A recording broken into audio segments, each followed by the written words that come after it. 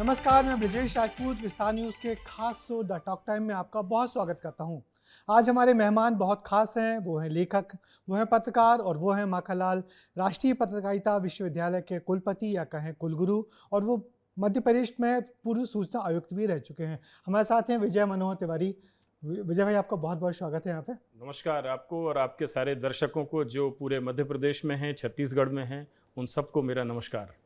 तो चलिए शुरुआत करते हैं, चूँकि आपने हमारा प्रोग्राम कई दफ़ा पहले भी देखा और उसकी बड़ी सराहना भी की है, और हम आपको लंबे वक्त से बुलाना भी चाह रहे थे क्योंकि आपने अभी एक हाल में एक नई जिम्मेदारी मिली है विश्वविद्यालय के कुलपति या कुलगुरु की। मगर मेरी शुरुआत से आपसे ये पूछना चाहूँगा कि मंडी बामोरा से निकल के माखनलाल विश्वविद्यालय में पढ़ाई करना और फिर वहीं आके कुलपति बनना, ये इतना बड़ा अनुभव, इसको किस तरीके से देखते हैं? ऐसा है, मैं ये विश्वविद्यालय का जो योगदान मेरे लिए है निजी, वो ये है कि मैं जो पत्रकारिता में मेरी जो भी यात्रा हुई वो यहीं से शुरू हुई।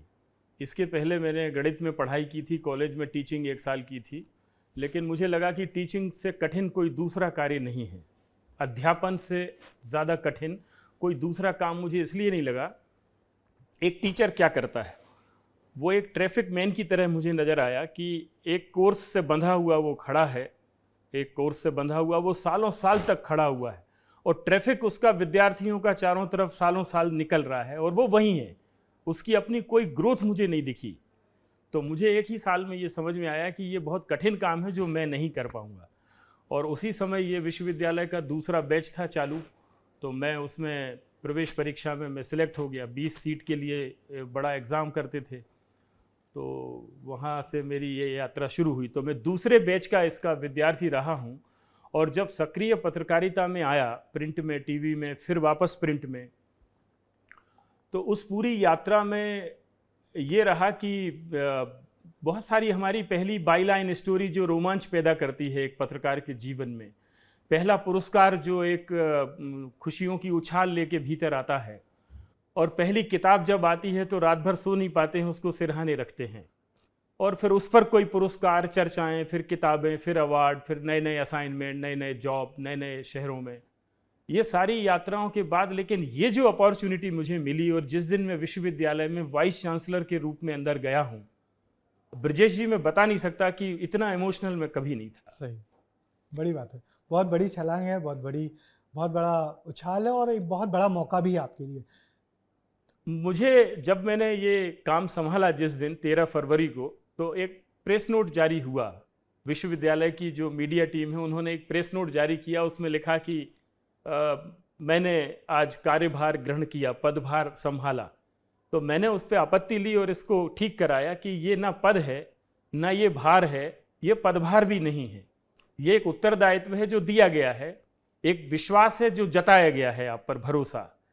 तो बस आज हम गए और अपना चिमटा कमंडल वहाँ रख आए, ऐसा मैंने कहा। ये पदभार जैसा मुझे नहीं है, ये वाकई एक बहुत बड़ी जिम्मेदारी है ये, क्योंकि ये 35 वर्ष की एक लंबी साधना के बाद ये विश्वविद्यालय आज यहाँ खड़ा हुआ है। आप भोपाल में लंबा अरसा आपको हुआ है, आप इसके बहुत शुरुआती दौर से साक्षी हैं। एक छोटी सी इमारत से 1991 में इसका पहला सत्र शुरू हुआ था, और वहाँ से फिर ये कई 2-3 पड़ाव इसके शहर में अलग अलग जगहों पे रहे हैं, और उसके बाद आज ये 50 एकड़ की देश की सबसे बड़ी मीडिया यूनिवर्सिटी का इसको एक ताज इसके ऊपर है। तो अब तक जितने भी महानिदेशक पहले होते थे, आप जानते हैं, उसके बाद कुलपति हुए, और हाल ही में इस पद को नाम बदल के इसका कुलगुरु किया गया है। इस 35 साल की लंबी यात्रा में यहाँ से जो निकले हुए विद्यार्थी हैं, आपका भी एक जुड़ाव विद्यार्थी के नाते इस विश्वविद्यालय से रहा है। देश का कोई मीडिया हाउस ऐसा नहीं है, विस्तार से लेकर देश के पूरे विस्तार में चले जाइए आप, तो कोई मीडिया हाउस ऐसा नहीं है, प्रिंट में, टीवी में, रेडियो में, डिजिटल में, पीआर में, फिल्म इंडस्ट्री में, बड़ी संख्या में यहाँ से निकले हुए बच्चे न केवल काम कर रहे हैं, बल्कि बहुत सीनियर पोजीशन में काम कर रहे हैं, आप जैसे बहुत सीनियर पोजीशन में काम कर रहे हैं। तो इतना बड़ा एक लॉन्च पैड यहाँ 35 साल में मजबूती से बना है, उसमें सबका बड़ा कंट्रीब्यूशन है इसमें। मैंने भी आपके विश्वविद्यालय से पीएचडी की हुई है, और निश्चित ही हमारे स्टाफ में भी करीब 18 बच्चे थे माखनलाल के और सभी बड़े प्रतिभाशाली थे, विद्वान थे। मगर मैं आपको एक बार फिर पीछे ले जाऊँगा और बात करूँगा आपसे कि आप जब पढ़ाते थे, गणित आपने पढ़ाया है, मगर फिर पत्रकार बनने का कैसे सोचा? पत्रकार ही क्यों?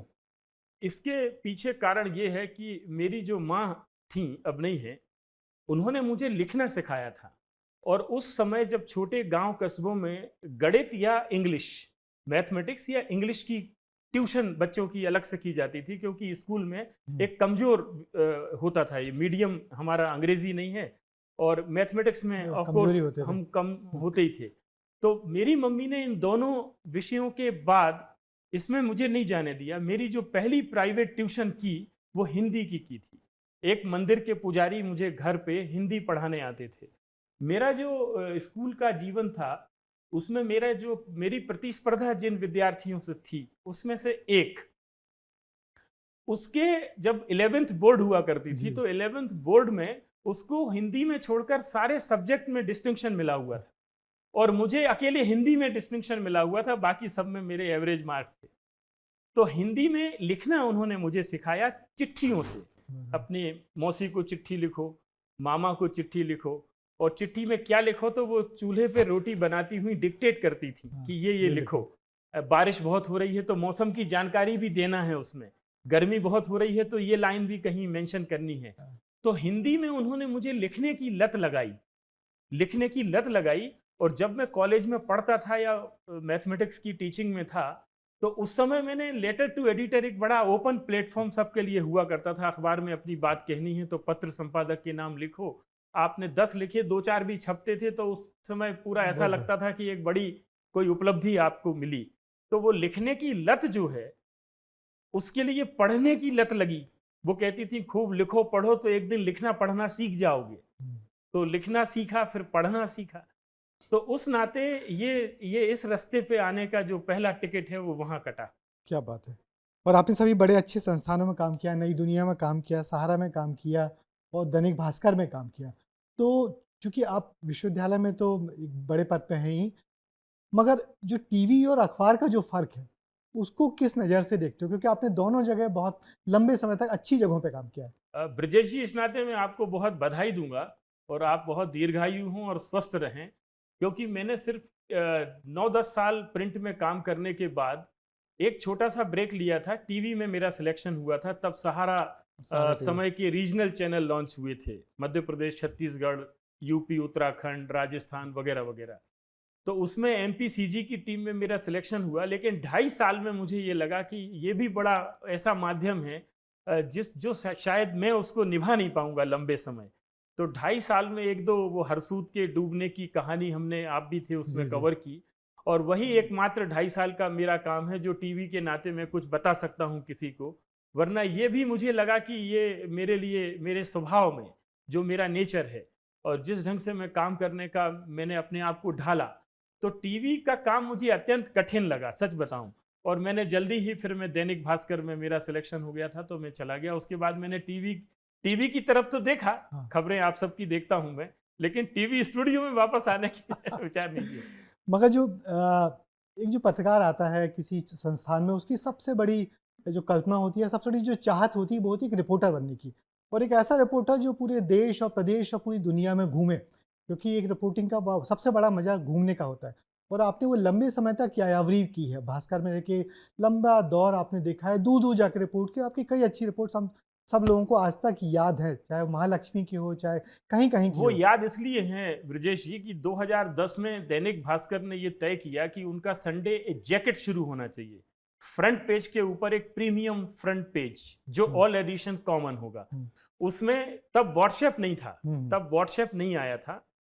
तो उस समय तय ये हुआ कि देश के चारों कोनों में जो ऐसी चीजें घट रही हैं जो हमारे रीडर को पता होनी चाहिए, क्योंकि भास्कर एक बड़ा 10-15 राज्यों में उसकी रीच थी। मराठी में थे, गुजराती में थे, ज्यादातर हिंदी बेल्ट में थे। संडे जैकेट के लिए स्पेशल स्टोरीज को कवर करने के लिए ग्राउंड पे जाना, और ये कोई बीट बाउंडेड वर्क नहीं था, किसी एक बीट से बंधा हुआ, एक विषय से बंधी हुई रिपोर्टिंग नहीं थी। ये बड़ा कठिन काम है। ये पहली ही रिपोर्ट में ही मुझे पता चला, क्योंकि उसमें भाषा की समस्याएं, आप अलग अलग राज्यों में जा रहे हैं, फिर आपके कोई सोर्स नहीं है वहां पर, अगर आप दक्षिण भारत में या नॉर्थ ईस्ट में जा रहे हैं तो वहाँ बहुत इलाके ऐसे हैं जहां आपके अखबार को बहुत कम लोग जानते उस हैं। रूप में जानते हैं, तो वो क्यों किसी ऐसी खबर के लिए आपको एंटरटेन करेंगे जो आपके जैकेट पर छपनी है। मतलब 5 मिलियन कॉपी में 3 लैंग्वेज में अगर वो छपनी है तो उसको आप बहुत साधारणतः नहीं ले सकते हैं। हम्म, सूत्रों के अनुसार या अपुष्ट सूत्रों ने बताया कि ऐसे जुमले डाल के आप वो उसको खबर बहुत खड़ी नहीं कर बहुत सकते हैं। विस्तार से, बहुत रिसर्च करके, शोध करके लिखनी पड़ेगी। 500 शब्दों की खबर लिखने के लिए 5000 शब्दों का संकलन मेरी डायरी में था, हम्म, जिसमें से 500 शब्द अखबार के लिए जो जरूरी थे उस पर्टिकुलर खबर के लिए, वो मैंने उसमें लिखे। अब 5 सालों तक लगातार संडे जैकेट पर, दैनिक भास्कर के संडे जैकेट पे जो 3 लैंग्वेज में और इतने सारे राज्यों में एक साथ जा रहा है, तो वो जो कुछ खबरें लोगों के जहन में याद रह गई हैं वो केवल इसलिए रह गई हैं। मेरी जगह कोई भी होता तो याद रह जाती। ये बहुत सुंदर, वो बहुत कमाल का काम है, और ये मौका बहुत कम लोगों को मिलता है। एक बात जरूर, आपने जो कही घूमने की, रिपोर्टिंग की, तो मैं इन 5 वर्षों में 2010 से 15 के बीच में पूरा भारत मैंने औसत 8 बार यात्राएं की हैं। एक एक राज्य में 8 बार, 10-10 बार गया हूं मैं, अलग अलग स्टोरी कवरेज के लिए। तो जब ये काम खत्म हुआ तब मैंने अपने कुछ ऑफिस के मित्रों के बीच में एक बात कही थी कि ये एक ऐसे अनुभव से गुजर गया हूं मैं भारत की यात्राओं के माध्यम से, जिसमें मैंने भारत के गांव, शहर, राजधानियां, तीर्थ, नदी, पहाड़, समंदर, खंडहर, सब पर जाकर स्टोरी की मैंने। एक ऐसे अनुभव से मैं गुजरा हूं कि अब मैं पत्रकारिता से विदा ले लूं और लौटकर वापस अपने गांव, पिता के साथ खेती करने चला जाऊं, तो मैं बाकी जीवन इस संतुष्टि के साथ गुजार सकता हूं कि मैं एक ऐसे माध्यम में गया जहां से मुझे एक अपना भारत इस तरह से देखने का एक विलक्षण अनुभव हुआ। और यही मुझे लगता है यही पत्रकारिता की सबसे बड़ी खूबी है कि आपको कई उन जगहों पे जाना पड़ता है जहाँ जहाँ आपने कभी कल्पना भी नहीं की होगी। अपने काम के लिए जाते हैं, मगर साथ में कितना कुछ सीख के आते हैं, और उस जो आपने देखा सीखा उस पर अच्छी किताबें भी लिखी। वो एक यात्रा वृत्तांत जो आया था भारत की खोज में, मेरे 5 साल, वो मैंने ट्रेनों में, एयरपोर्ट पर, होटलों में, दूसरे शहरों में घर बैठ के नहीं लिखा था वो, और वो एक बड़ा पसंद किया गया। सारे, हाँ, आपने बिल्कुल पढ़ा है बिल्कुल उसको, बिल्कुल बिल्कुल। सारे लोगों ने उसको, उसमें 25 कहानियां, 70% मेरी यात्राएं उसमें कवर हो गई हैं। और इसमें वो चीजें हैं जो अखबार में नहीं छपी थी। ये और मैंने उसकी अखबार की कवरेज के अलावा वो जनजीवन जो भारत का देखा, भारत के सारे उत्सव देखे मैंने अलग अलग राज्यों में जाकर। तो जो पूरा भारत अपने एक लंबे विस्तार में कैसे धड़क रहा है, इसकी 25 कहानियां उसमें थी। बहुत बढ़िया। और ये उस किताब की खूबी है कि लगता है कि आप भी साथ साथ पूरा भारत घूम रहे हैं। मगर ये तो था आपने जो देखा लिखा, मगर इसके अलावा भी आपने कुछ फिक्शन लिखा हुआ है। जैसा मुझे आपकी सबसे अच्छी किताब लगती है एक साध्वी की सत्ता कथा।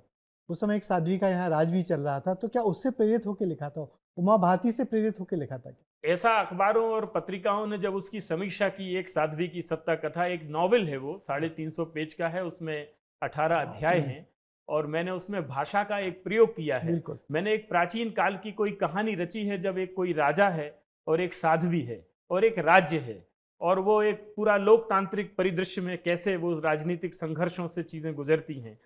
तो वो एक उपन्यास था। लोगों ने उसको साध्वी उमा भारती जी से जोड़ा, और उन्होंने मुझे उसको पढ़ने के बाद एक बार बुलाया भी था। ये मेरी उनसे पहली बार मुलाकात थी। और आज उनका जन्मदिन भी है। क्या बात। नहीं, मगर ये तो ठीक है कि आप पत्रकार हैं, समसामयिक मामलों पर लगातार लिखते रहे, मगर फिर अचानक आप फिर बदलाव आता है, आप और लगातार इतिहास पे पीछे जाने लगते हैं, इतिहास को खोजने लगते हैं, इतिहास पे पढ़ने लगते हैं, इतिहास पे लिखने लगते हैं। तो ये बदलाव कैसे आया? नहीं, ये मैं जब कॉलेज में मैथमेटिक्स में एमएससी करने आया था, तब दरअसल मैं इतिहास में एमए करना चाहता था। हिस्ट्री में मेरी बचपन से एक दिलचस्पी थी, और आज भी मैं कहीं से जाता हूं और कहीं रास्ते में कोई खंडहर अगर दिख जाए तो सच में मैं वहां रुक जाता हूं और मैं भूल जाता हूं कि मैं कहाँ जा रहा था। इतना आकर्षण मुझे उनका अज्ञात कारणों से है। तो वो इतिहास का हमारे कॉलेज में सब्जेक्ट नहीं था, मैं बाहर जाके पढ़ नहीं सकता था, उससे ज़्यादा दूर नहीं जा सकता था। विदिशा में मेरी पढ़ाई हुई, तो मैंने गणित में एमएससी किया, और इतिहास मेरे भीतर भटकता रहा और मैं इतिहास में भटकता रहा। जब पत्रकारिता में आया तो फिर मुझे भोजशाला के स्मारक को कवर करने का मौका मिला। आप आप और भी, हमने साथ में हम लोग किया है। सब साथ में उस समय 2002-3 में, जब वो शुक्रवार को और वसंत पंचमी का दिन आता है और जो तनावपूर्ण स्थिति होती है, तो हम सब ने कवर हाँ, किया। लेकिन मैंने अगला 1 साल, वो सन 2000-2001 के दरमियान जब उस एपिसोड को कवर किए थे, अगला पूरा 1 साल मैंने साप्ताहिक अवकाश, अपने सारे लगभग 50 साप्ताहिक अवकाश मैंने परमारों की स्टडी में लगाए थे, परमार राजाओं की स्टडी में लगाए थे। और मैंने उस भोजशाला के अलावा जो परमारों ने बड़े बिग कंस्ट्रक्शन कराए थे उज्जैन में, मांडू में, उनको मैंने जाके देखा था एक गाइड के साथ, डॉक्टर शशिकांत भट्ट, जिन्होंने परमारों पे 40 साल काम किया था। तो वो एक पीएचडी जैसा काम मैंने उस पर किया और उससे मेरी इतिहास की एक गति बनी।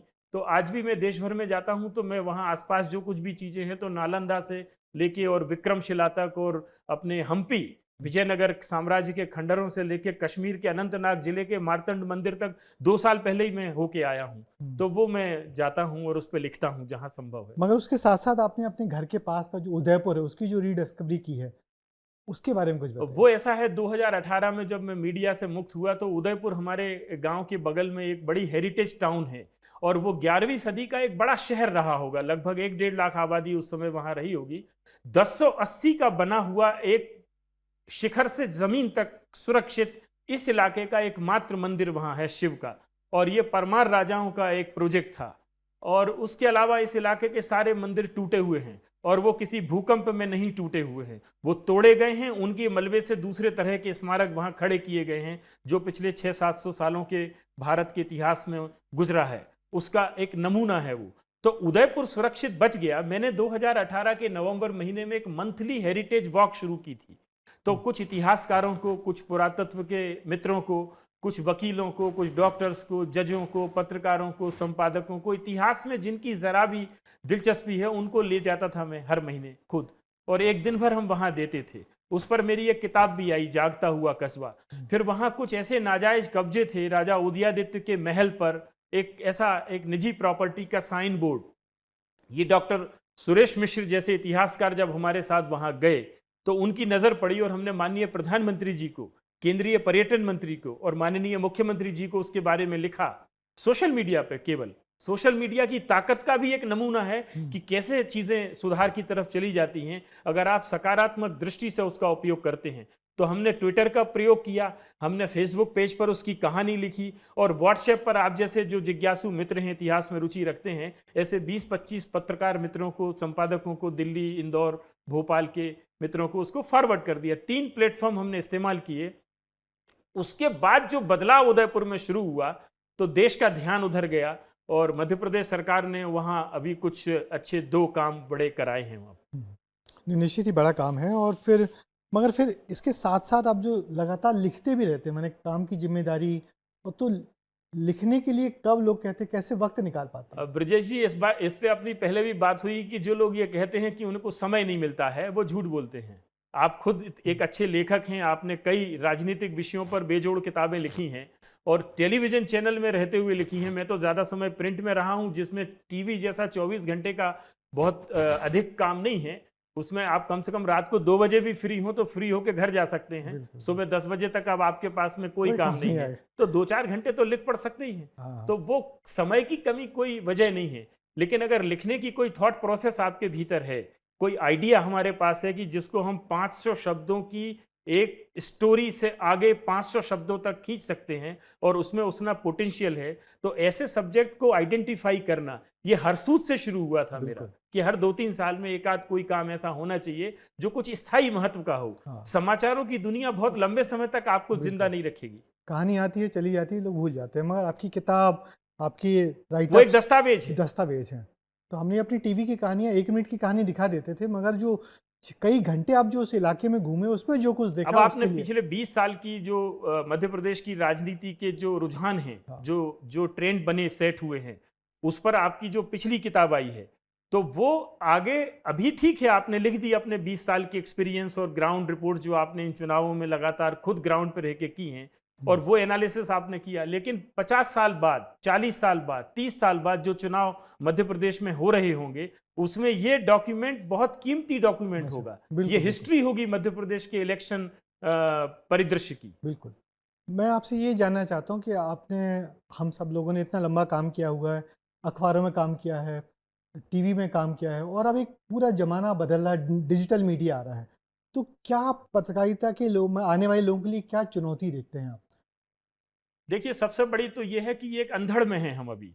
खबरों के एक बहुत ही, जब टेलीविजन 24 घंटे के सैटेलाइट न्यूज चैनल आए थे तब भी एक इस तरह का प्रिंट के लिए बड़ा डेंजर महसूस किया गया था कि अब प्रिंट का अस्तित्व क्या रहेगा, बिल्कुल। अखबारों का जो वजूद है वो क्या रहने वाला है। लेकिन टीवी ने अपनी जगह बनाई और उसकी निगेटिव और पॉजिटिव दोनों सामने आई, और उसमें प्रिंट की जो गहराई है, जो एक उसका अपना काम है, वो उससे खत्म नहीं हुआ। डिजिटल उसी तरह से टीवी के लिए भी और प्रिंट के लिए, दोनों के लिए एक चैलेंज की तरह है डिजिटल। लेकिन उसमें जिस तरह की खबरें भारत में हो रही हैं, अभी बहुत बचपन है, अभी बहुत बाल्यकाल है डिजिटल का। टीवी चैनल थोड़ा सा मैच्योर होने की कोशिश में है अभी। 20 साल 25 साल की यात्रा सैटेलाइट न्यूज चैनल्स को हो गई है, तो वो एक सैचुरेशन में है। लेकिन डिजिटल जो एक अंधड़ चल रहे हैं सब तरफ, और ये सोशल मीडिया की ये क्रांति ने जिस तरह से खबरों का एक पूरा बाजारीकरण कर दिया है कि उसमें सच क्या है और झूठ क्या है, कितना सच है कितना झूठ है, ये पकड़ पाना मुश्किल है। तब तक तो सारी चीजें फैल जाती हैं। मिल जाते हैं। बिल्कुल। अब आप किस किस को जाके बताएंगे कि ये फेक न्यूज थी। बिल्कुल। तो ये जरूर खतरे हैं कि जो खबरों की विश्वसनीयता है, जो मीडिया का जो भरोसा लोगों के मन में हमेशा रहा है, प्रिंट के बाद टीवी ने भी काफी हद तक उसमें लाइव स्टोरी ग्राउंड रिपोर्ट करके जो कायम किया है, तो वो डिजिटल ने अभी सारा तहस नहस किया हुआ है। बहुत कहना कठिन है कि ये आगे चल के चीजें कैसे स्थिर होंगी। लेकिन आज मैं एक विश्वविद्यालय के वाइस चांसलर के नाते ये जरूर कहूंगा कि ये मीडिया का जो विस्तार है, ये बच्चों के लिए, जो नई पीढ़ी के आ रहे हैं, उनके लिए बहुत सारे विकल्प जरूर खोल दिए हैं। अब वो अपने बुद्धि से, अपने विवेक से इसको शेप देने का काम वही करेंगे। कोई भी टेक्नोलॉजी तो एक दुधारी तलवार है, बिल्कुल। उसमें आप हम जैसे लोग या जो बुद्धि और विवेक का इस्तेमाल करते हैं इस शक्ति का, तो वो इसको शेप देंगे कि इसकी कितनी विश्वसनीयता बनी रहती है या बढ़ती है। और उसके बाद इस अंधड़ में एक और बड़ा बवाल माने बवंडर आ रहा है, वो एआई का। एआई के जो फोटो वीडियो होते हैं एकदम सच लगते हैं। बहुत खतरे हैं उसके, बहुत खतरे हैं बहुत उसके। खतरे हैं उसके बारे में तो अभी कुछ भी कहना, केवल आप बहुत सावधानी पूर्वक उसको देख सकते हैं। उस टेक्नोलॉजी को जो भी मीडिया हाउस, अभी मैं एक अखबार के न्यूज़ रूम में बहुत समय के बाद मेरा जाना हुआ, मैं कहीं बाहर था, तो एआई का इस्तेमाल वो जिस तेजी से कर रहे हैं, लगभग 300-400 खबरें हर दिन वो उससे बना रहे हैं। वो केवल 8 या 10 फैक्ट उसमें डालते हैं। अपलोड करते हैं, और अगर उनको फर्स्ट रीड बनानी है तो उस अखबार का पूरा व्याकरण उन्होंने उस सॉफ्टवेयर को डाल दिया है, ट्रेंड कर दिया है उसको। तो वो उसकी first read without any correction, not a single correction, एक भी प्रूफ का कोई करेक्शन किए बिना वो कॉपी उस तरह का हेडलाइन, उस तरह का सब हेडलाइन, कोटेशंस, उसके हाइलाइट्स दे देगी। और 5 मिनट बाद अगर ये तय होता है कि नहीं नहीं फर्स्ट लीड तो कोई और आ गई है, इसको एंकर बनाएंगे, तो उसमें आप एंकर पे क्लिक करेंगे और वो खबर दूसरे तरह से बन के आ जाएगी और वो बॉटम पीस होगी। ये अब आप इसमें देखिए कि कॉपीराइटर का काम खत्म हो गया। बिल्कुल। जितने सारे स्क्रिप्ट लिखने वाले लोग हैं, यदि हमारी स्क्रिप्ट तो 6 महीने की स्क्रिप्ट तो सॉफ्टवेयर में डाल दी जाए और फिर हमको माने हर दिन कहना पड़े कि मुझे अपने स्टाइल की ये इस टॉपिक पे स्क्रिप्ट चाहिए, आ जाएगी तुरंत। तो ये जो बड़ा एक चैलेंज आ रहा है, ये जो बड़ा, इसके लिए जो नई पीढ़ी के जो लोग हैं उनके लिए सच में इसके लिए क्या पत्रकारिता विश्वविद्यालय में चर्चा हो रही है? इसमें बहुत चर्चा हो रही है। अभी पिछले 2-3 महीने में लगभग 3-4 बड़े सेशन हुए हैं, और नए सत्र में हमारी इसमें कुछ प्लानिंग है कि कुछ हम ऐसे विशेषज्ञों को जोड़ें जो हमारे टीचिंग स्टाफ को भी, मुझे भी और मेरे विद्यार्थियों को भी, इसके सारे जो नेगेटिव पॉजिटिव हैं हमारे लिए एक न्यूज़ पर्सन के नाते, तो वो हम लोगों को पता होने चाहिए। जिस दिन हम यहाँ से बाहर निकलें, बच्चे बाहर जाएं, तो उनको इसके बारे में पूरी मालूमात होनी चाहिए कि उनका मुकाबला, उनकी जुगलबंदी, उनकी जो ये प्रतिस्पर्धा है, वो किन किन ताकतों के साथ होने वाली है। वो केवल अब कोई पत्रकार दूसरा कॉम्पिटिटर आपके साथ नहीं है, वो तो है ही, लेकिन अब ये टेक्नोलॉजी भी और बड़ा विराट रूप लिए खड़ी है आपके सामने। जाते जाते आपसे आखिरी सवाल यही पूछूंगा कि आपको जो जिम्मेदारी मिली है, हालांकि बहुत, अब तो अभी पूछना बहुत जल्दबाजी होगी, मगर फिर भी आपने कुछ तो सपना देखा होगा। नहीं, सपने तो नहीं है, लेकिन एक बात जरूर है कि जो क्लासरूम और न्यूज़ रूम के बीच का जो गैप है, ये चूंकि मैं एक न्यूज़ रूम से ही निकल के वहां पहुंचा हूं, तो ये मुझे दिखाई पड़ता है कि जो एकेडमियां हैं, उनका जो क्लासरूम है और क्लासरूम टीचिंग है, क्लासरूम जो टीचर्स हैं, उनकी कनेक्टिविटी और ज्यादा बेहतर न्यूज़ रूम के साथ होनी चाहिए। उनको ये पता होना चाहिए कि इस समय यहाँ के न्यूज़ रूम का टेम्परेचर क्या है और हार्ट बीट क्या चल रही है, एक एक खबर को कैसे बनती है, सुबह की प्लानिंग शाम को कैसे गिर जाती है, और फिर एक नए सिरे से पूरी काम शुरू होता है। और वो लोग काम करते हैं जो सुबह से एग्जॉस्ट हो चुके हैं, अब उनको एक फ्रेश एनर्जी के साथ लगना है। तो इस हाई टेम्परेचर का जो वर्क है, ये हमारे क्लासरूम को पता होना चाहिए, उनको ये पता होना चाहिए कि इस इंडस्ट्री की डिमांड क्या है। तो वो थोड़ा सा गैप मुझे लगता है कि है। अगले सेमेस्टर में जब हम शुरू करने वाले हैं जुलाई से, तो मेरी पूरी टीम भोपाल, मध्य प्रदेश और देश के सारे न्यूज रूम के साथ में एक अच्छी मजबूत कनेक्टिविटी के साथ सामने आने वाली है और उसका असर बच्चों में आपको दिखेगा। चलिए, बहुत अच्छा, बहुत बहुत शुक्रिया आपको। और आपकी इन सारी बातें निश्चित ही बहुत इंस्पायरिंग है और आपका सारा अनुभव है, तो उससे विश्वविद्यालय के जितने छात्र हैं उनको बहुत फ़ायदा मिलेगा और आपको बहुत शुभकामनाएं। तो ये थे विजय मनोहर तिवारी, माखनलाल पत्रकारिता राष्ट्रीय विश्वविद्यालय के कुलपति, कुलगुरु, वाइस चांसलर। और अगली दफ़ा फिर किसी और ऐसे ही मेहमान से आपकी मुलाकात करवाई जाएगी। तब तक के लिए मुझे दीजिए इजाज़त। नमस्कार।